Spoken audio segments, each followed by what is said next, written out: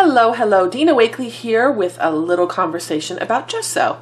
I have 3 gessos in my line. There's black, white, and clear, and I thought I would demo them a little bit and give you some tips for when to use which gesso. Now, if I had $1 for every question that I got about gesso, I could take my kids to Disney World. I get a lot of questions about gesso. I know it's a little bit confusing, so hopefully this will help. Gesso comes down to personal preference. So I like gesso. I feel like if I gesso a surface before I work, then my paint acts properly on the page. It floats nicely, it's the proper color, and I use way less paint if I've gessoed first. So try painting with gesso and without, and you will see if you like it or not. I just find I like my art better when I use gesso, bottom line. I like what I do better. It's easier.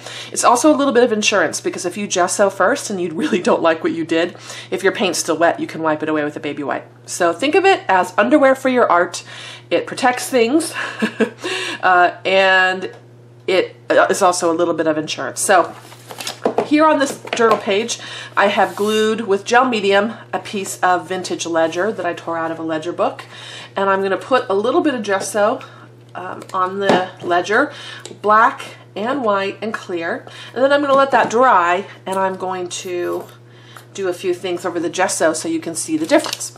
Now, I like to put everything on with a dry brush usually, so I'm going to dry brush it. So here's the black gesso. Great for altering things as a first layer. It has a chalkboard finish. It dries really fast.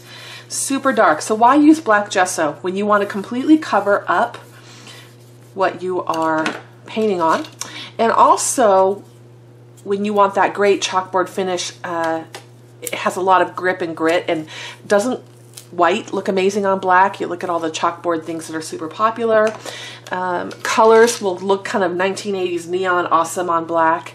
If you really want your colors to pop, try black gesso. It's a cool, cool effect. Black gesso and a white pen makes for an amazing page. So here's white gesso. So it's not super opaque. The black is quite opaque. The white will be a little bit transparent. It's kind of like a whitewash.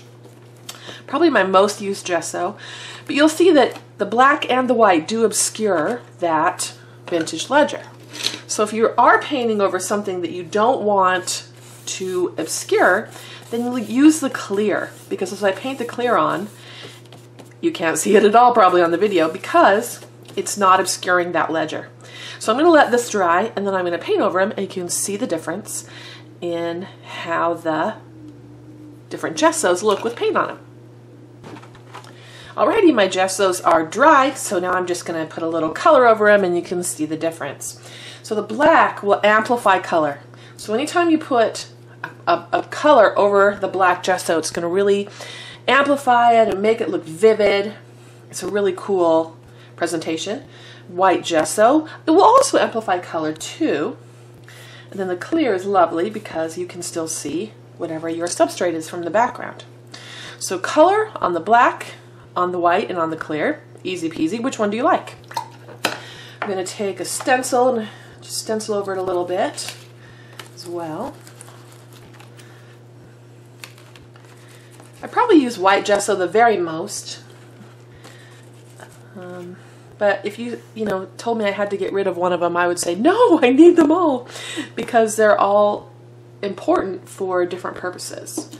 And, they're all an important part of my studio. I really feel like I need all of them.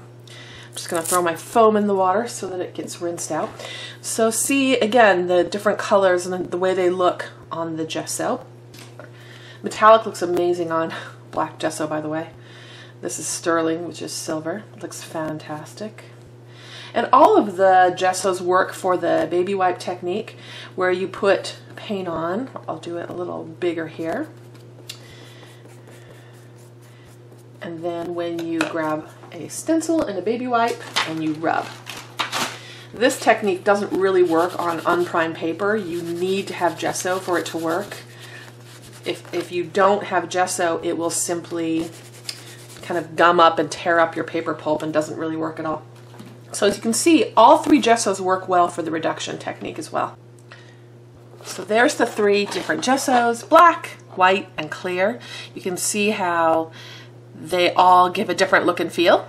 And you can choose which one you need depending on the project that you're doing and how you want your paint to look in the finished project.